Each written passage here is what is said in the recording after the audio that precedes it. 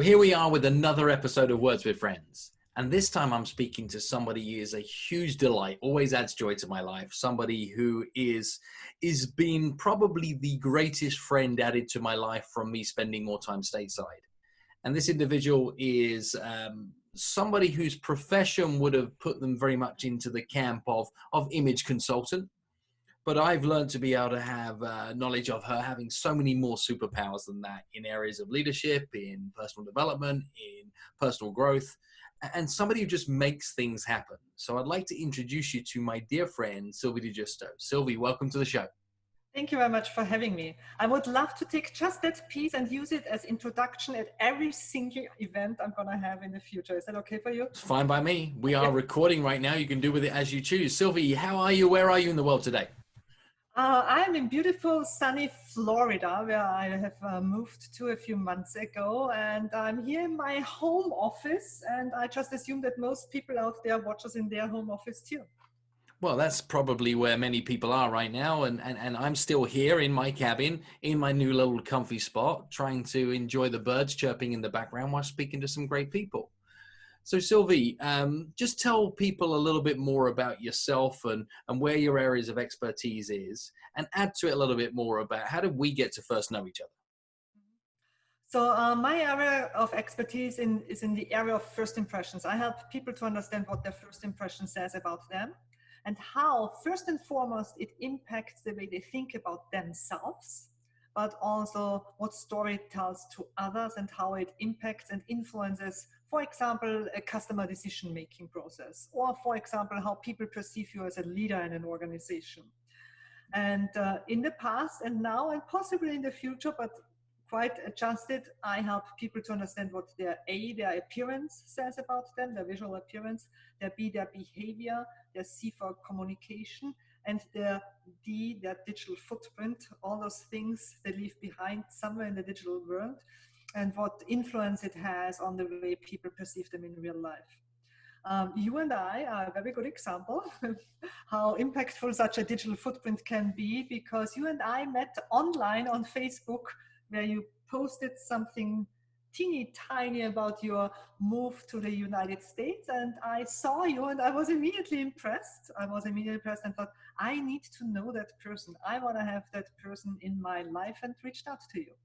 Hey, cool. Well, we've become dear friends through that time period, and you've added so much to my world. You're probably wondering what we're going to talk about today. So if this happens to be your first experience with Words with Friends, then all you need to understand is this is me introducing you to one of my dear friends where we talk about any given word. The criteria is I get to choose the word. Mm-hmm. So Sylvie, your word that we are going to talk about today is the word image. Sounds like a pretty obvious choice. Obviously, the fact that you have spent a big chapter of your life consulting people about their image, it seems like a pretty obvious choice. But outside of that obvious lens of image is what you look like, where your first impression might be seen, and what that initial snapshot is of somebody, what does image mean to you? Image, first and foremost, means to me always how I feel about myself. And how okay I am with the way I present myself to the world every single day.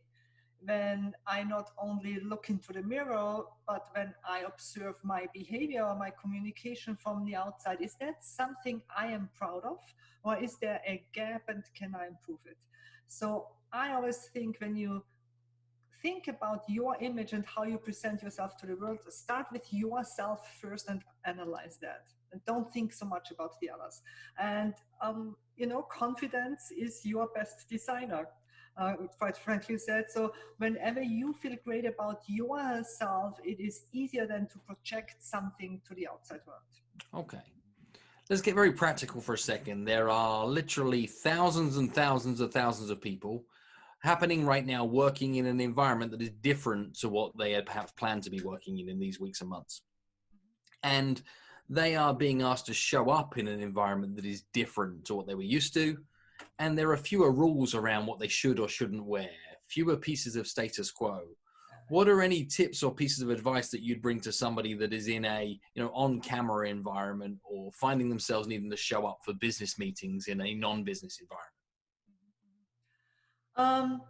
There is a right now, yesterday and a tomorrow, right? Right. Right now, rules that were true yesterday don't count anymore, right? Okay. Things where we were, I think, were very strict on, oh my God, you always must look great, appear professional, have everything together yesterday, just are not true because the environment has changed, the situation has changed. We are in a crisis. Children and pets are welcome on this Zoom call because that's just the reality we all live in, right? Um, but there is also tomorrow, so probably there is a gray zone where you have to think a little bit about the fact that right now you broadcast yourself to the world every single day in all the virtual meetings that you have. Some are recorded, some are not recorded, some are pictured, you don't even know, and you leave that footprint behind. So at least you don't want to get into the situation that 4 months from now somebody finds something about you on the internet, a little piece, a recording, a statement, something you have left behind where you say, okay, crisis is over, and now I wish that would just be gone. That proof of that time wouldn't exist anymore. So my only advice that I basically can give you right now is do the best you can. And my can looks very different from your can. Okay. And from the can of others, right? Do the best you can right now. That sounds beautiful. It also sounds cliche. Do the best that you can. What are some of the things that we should be thinking about though, right? Is if you're on camera and you're showing up for business meetings, what's my checklist of things that I should give attention towards that might affect my image and in turn the impression that I leave on others? What was my kind of shopping list of boxes to think about? And there is no difference to a real-time meeting and no difference to online meetings that happened yesterday. Do your homework, always prepare. Do not just show up, right? That preparation might look different if you have a meeting with a sales client or if you have a meeting with your team members, right? But do your homework, show up. Know, is a virtual meeting actually the right environment to meet in? Or could it be an email? Could it be a video that you record? Could it be a call? Could it be something else? Or is it a virtual meeting where you're gonna show up on camera? And if you show up on camera, consider the environment, the appearance. Yeah, there's gonna be stuff behind you, and there is no reason that you put the golden bridge as a virtual background that cuts off your ears, your hairs, your nose the moment you move behind you. Just be realistic about the situation you are in here. And yes, there is the option that any given moment, by the way, Phil, just warning, my 2 children could walk in here or my dog could bark, but that is, that is the situation we live in. And yes, I put on makeup for you, and yes, I put on clothes for you, but I did the best I can right now, and you should do. Because that meeting could be recorded or not. And then, yeah, there is equipment. I could give you right now thousands of tips that you also find for free on the internet about the best lighting in front of me and the best microphone that I have installed and the blue screen I have back there. But the reality right now is, even if you try to order things, you're not going to get them home, right? They will not be delivered. And you're still often working with something that's new to you as well, right? So then that affects your confidence, which in turn affects your image as well. As if you're trying to work with new tools and new toys and you're not actually focusing on the conversation at hand, then that changes things up too. Yeah. So I want you to consider the environment you are in. Everybody knows it is not easy. So in that difficult situation, do the best you can and do it in a way that months from now, when you look back, you're still proud of the product and think, wow, even under those circumstances, I showed up prepared and I showed up somehow professional and somehow authentic and somehow controlled and somehow respectful. Okay. Because the reality is, if I know Phil Jones is going to interview me for his show, and I would sit outside or in the dark and don't wear appropriate clothes and don't wear makeup and don't have my lights here at least, somehow well put together, it would be a lack of respect for you and a lack of respect for your viewers and guests. Gotcha. We're going to have some fun for a second. I just want to catch some first impression stuff. Let's play with the idea of the fact that we're talking about the frame of virtual meetings. What is your first impression of maybe seeing somebody in a virtual meeting where the only thing you see behind them is, a brick wall, a white wall, a singular kind of mono flat background in that? What assumptions do you jump to when that's the thing that you see first of all? First of all, if that is the only option that person has, I'm That's kind not of the question I asked you. I ah. asked you, what is your first impression if that is the thing you see? What do you read into that if that is the thing you see? We see a lot of this stuff. What do you Yeah. read? What do I read from the background? I wouldn't read anything negative of anything you just have said, because if that's the option this person has right now, I'm fine with that. I find it more troubling if there are distracting things, because you want to avoid distraction for any price. You want the viewer to focus on you, on the words that you have to share, on the input that you give, and on nothing in your background where they are wondering, what is that? What do I see in there in the background? Okay. So if your background is plain, I would check that off as a positive first impression, better than anything that is distracting. What about a virtual background that has been created through either a Zoom virtual background or some form of green screen setup, etc.? What's your take on that initially, first impression? Distractive, low quality, and very often inappropriate. Just inappropriate choices. First of all, technology offers us the opportunity to choose a virtual background, which doesn't work well the moment you move, right? Second, yes, you can optimize it with a green screen, but I always say being green is difficult, and we know this since Shrek existed, right? Yeah. So if you even have a green screen, if you don't have your lights together best possible, it still looks horrible.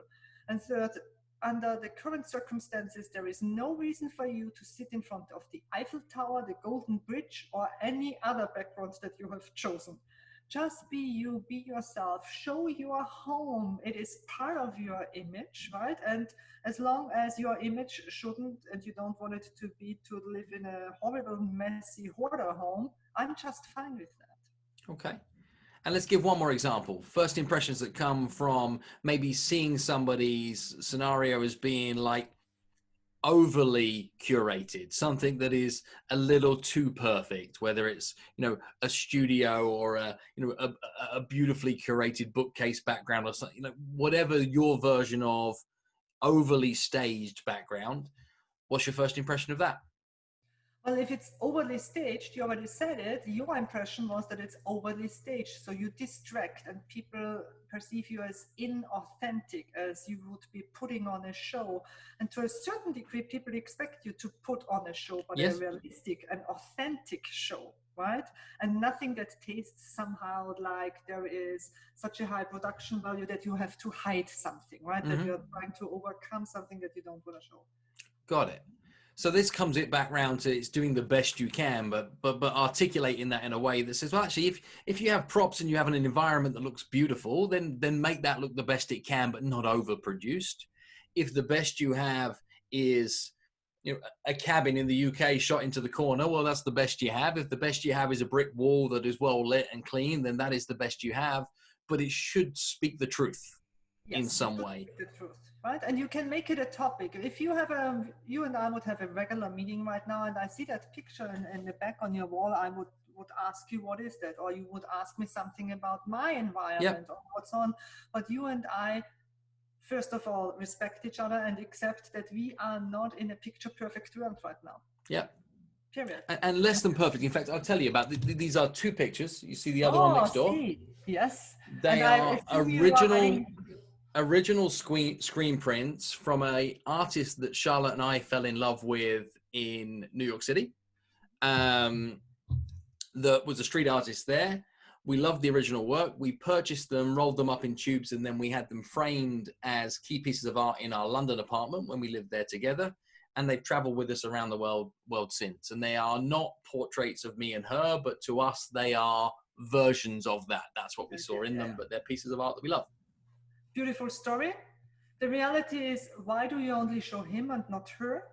Yeah, well, that's just camera position. I was keeping it real, right? Yeah, yeah. Yeah, And now like I the have to be reality here. is, I didn't think about it, Sylvie. That's the real issue. I didn't think about it. And you're saying I need to think about these things because the impressions matter, right? yes, yes. And she, for example, she is there with her beautiful body and her beautiful bikini top. She could become a topic that is distracting, right? Where Right. people think, why is he showing me that beautiful woman in her bikini and her bathtub? So I would recommend turn it over just like you did, There you go. because nobody knows about her as beautiful as she is. Right. Avoid distraction for any price. There you go. Okay. So semi nudes in the background is not a good idea. Okay. Also, Let don't me put write that one music in down the just as a point. Got it. Um Now, these are very practical tips around image and how you might show up at this moment in time. But there's much, much more to this. And I've learned this from being in conversations in the past is what are some of the mistakes that you see people make that leave a tail, that maybe affect them over the long term in decisions or actions that they've taken that go on to actually maybe had short-term gain of thought towards them that have had long-term consequences? What have you seen Mhm, happen there? mhm. Let's talk about the tail a little bit, because I think to understand the tail is important. We are very, very biased. You are biased, I am biased Hmm. all day long. And it has nothing to do with the fact that you are a good human being or not, and, or if I am a good human being or not. It's just how our brain works.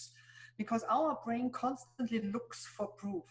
We want to be right, right? We are Right. looking for proof and we ignore everything that goes against our first initial opinion about somebody. So when thinking about your image and the way you portray yourself, I don't want you to start here at the beginning of that trail. I want you to go all the way to the end, and think about how would you like to be perceived at the end? How does your career look like there at the end? Do you want to be the CEO of a company XYZ? How should that CEO perceive, appear, behave, and communicate nowadays, so that their brains follow that trait I and love that. that past truth for it? Does that make sense? So you're almost building your life resume in all the data points to be able to get there. So when you arrive at the point that you are a something, Yes. then your backstory is congruent with that. And I guess Yes. Yes. the simplest ways of being able to look at that is, if you are the president of a nation, Mhm. then you'd like to be able to think that your history and trail in some way provided enough data points to say it makes sense why you got there. Exactly, exactly. The president of any single state didn't decide to become a president 2 weeks before they started their campaign, right? That journey probably started many, many, many years before that. And before that, he or she gave the public hints, points that positioned him or her as a presidential candidate already. Okay. Right? And you can do the same. Think at the very, very, very end of your career path, of your what do you want to be known for? What is your legacy? And then build it backwards and start now, start today. Okay. So it's building all the steps in. What do you want to be seen to be doing? It's how do you capture the evidence of that as you go? How do you show up as the example that you want to be seen as in the future? So let's pivot for a second, thinking about image. Is there are a lot of people as we go through these times of change that realize it's time for a change? There are also a lot of people that have been positioned into a box, right? They are this thing. Yet what they're now realizing is that they need to reinvent in some way. How does somebody go about changing their image without it being something that is seen as like they're going through a midlife crisis or that they've lost the plot? Like how does somebody actually go through that image change? How do they reinvent? Well, it's not an overnight change, because every time you make it an overnight change, for example, in your visual appearance, everybody notices, right? And thinks something is off, right? Why does Phil look, appear, and talk so differently to me than he just did yesterday? And then it becomes inauthentic and people lose trust in you. And that's the worst that can happen to you. The best change is you change and they don't notice that something changed, right? So they don't notice that you are working on improving your appearance, your behavior, and communication, and they just go along with you that way.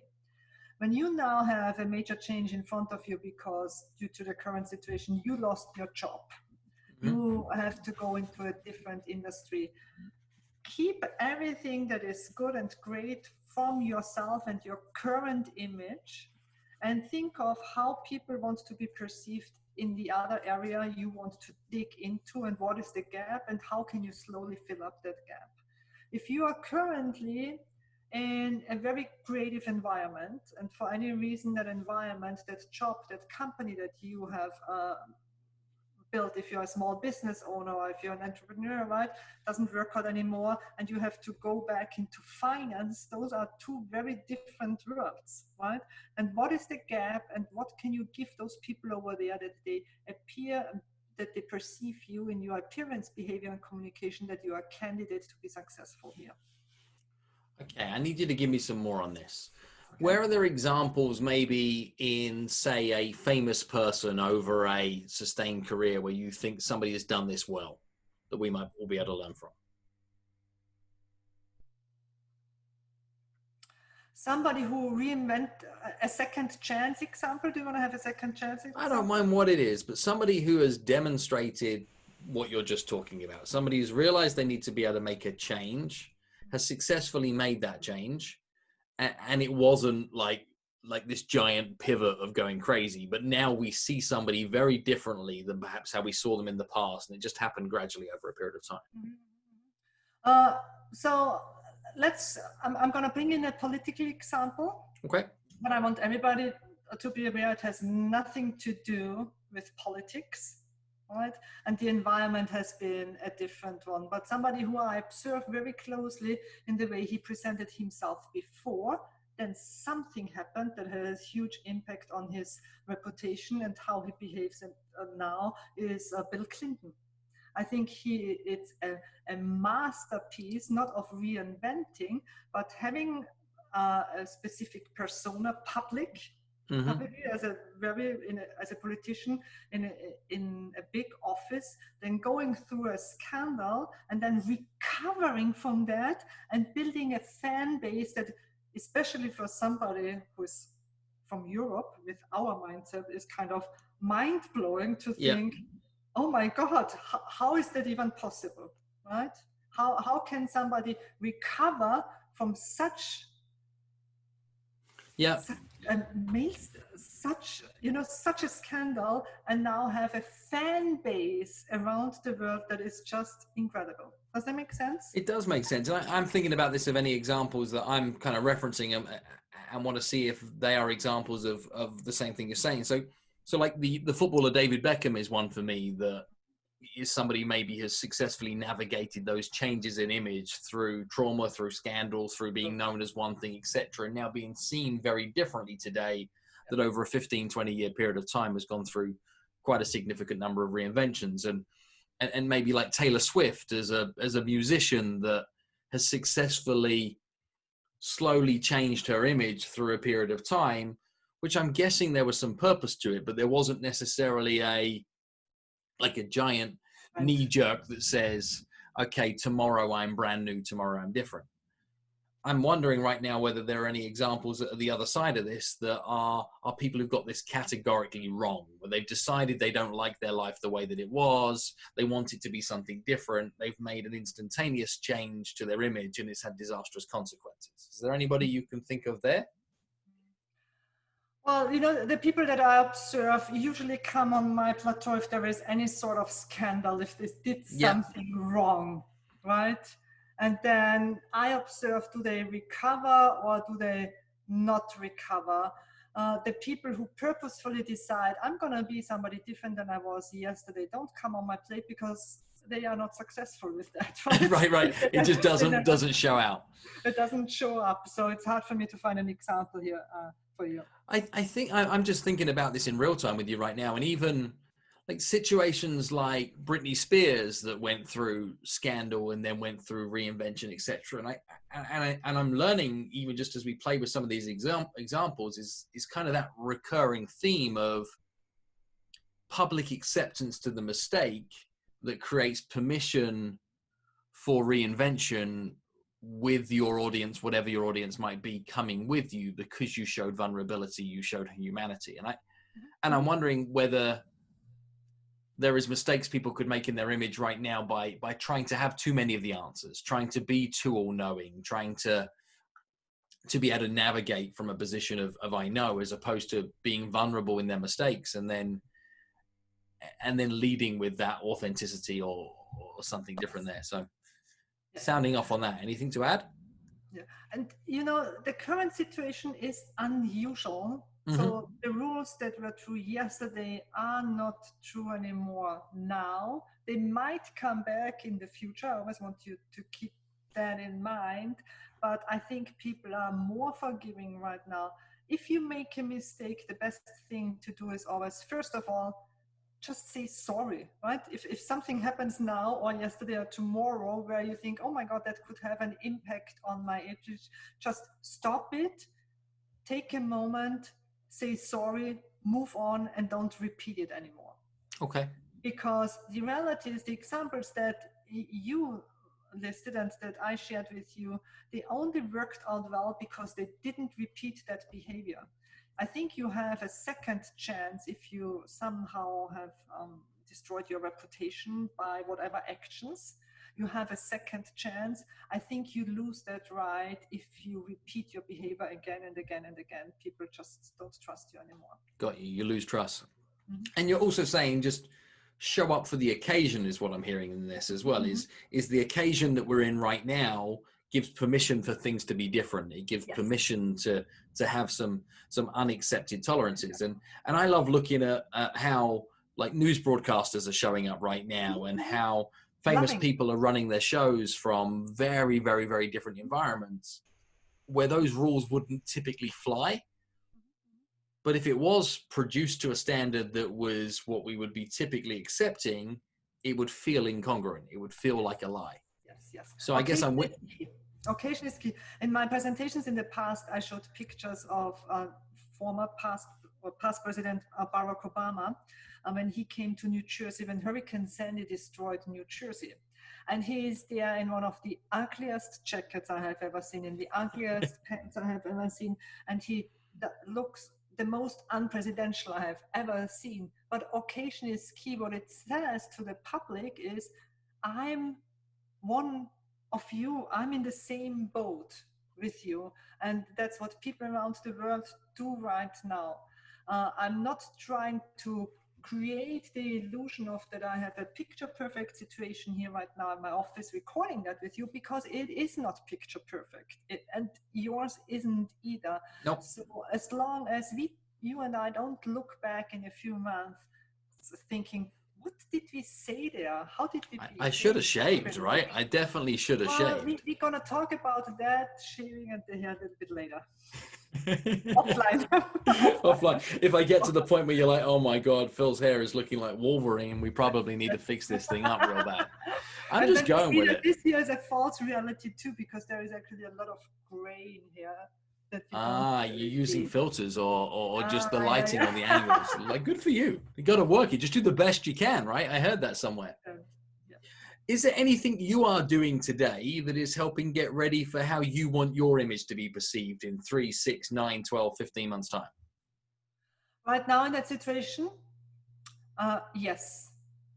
What I do today, I stopped all my sales. For example, I stopped all my automated funnels in the background that usually go out there, because I just find it inappropriate right now to talk with anybody about the pieces in your wardrobe back there. It's not, the occasion is just not here that we have to worry about that. Instead, I reached out to all my clients and asked them, how can I help? And what can I do for you and your companies and your employees to help you go through that crisis? Does that bring any money into my bank account right now? No, but I'm in a very fortunate situation that I can worry about my clients first and then about the rest afterwards. And I don't know, but I hope that in a few months I'm gonna look back and be proud of myself, how I positioned myself during that crisis more as somebody who supports than tries to make sale of it. Gotcha. Just for clarification on that though, is if a client asked for your services right now and offered to pay, would you refuse their payment? I wouldn't refuse their payment, but I have learned from somebody who I treasure and value very well, and who always knows exactly what to say, to respond to them. Do whatever you can. Right. If you can pay me right now, pay me right now. If you can't pay me right now, we are going to find another way to work this out. Very good. Very good. Making me blush a little in that moment as well. And I just wanted clarification, even from the listener's point of view, is to know that you are open for business. But what you're stopping is you're stopping automation. You're not encouraging people that now is the perfect time to be able to upgrade your wardrobe or to reinvent your lighting or to change your image, or like what you're doing is you're saying that you are creating messages for the moment without any pre-planning ahead of time. You're stopping offers that would have been perfect for January but not right for right now. And you're showing up in service of the people that you care about, and then being agile to say that no square pegs need to fit in round holes. You're just going to be playful towards finding a solution for the people that you decided that you're for. Exactly. Open for business every single day, but business has changed for you, for everybody else, and also for me. And I think right now it is more important to serve than to make money off it. I think so too. And I'll add to that from an image point of view, something that I've been thinking hard about is what do you seem to be doing in this time? Like if you are for something, an area of expertise, a skill set that you have, a group of people that you say you're for, what are you doing today to show that that is what you're for? And I've been speaking to small businesses that have plastered all over their website that they care about their community, that during times of challenge are doing nothing for their community. Yet there are thousands of things that their community needs help, support, and advice with that they could deliver to. And that's a biggie for me, image-wise, is are you being seen to show up for the things that you've said that you care about? Because if not, that will feel like a lie in the future. That will feel like a mistruth if you don't show up and care for the people that you say you care about.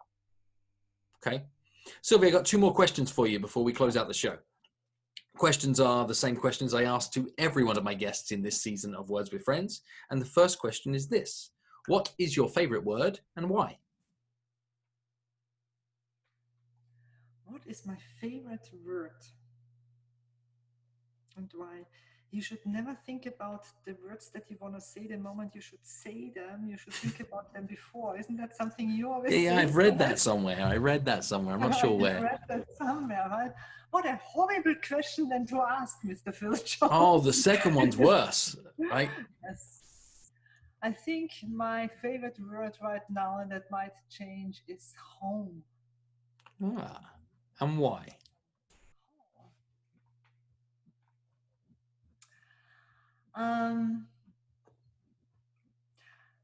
So the accents that you have to handle here, that is a Spanish grandmother, an Italian grandfather, a French father, and an Austrian mother, of somebody who always dreamed of moving to the United States and never was at home anywhere, right?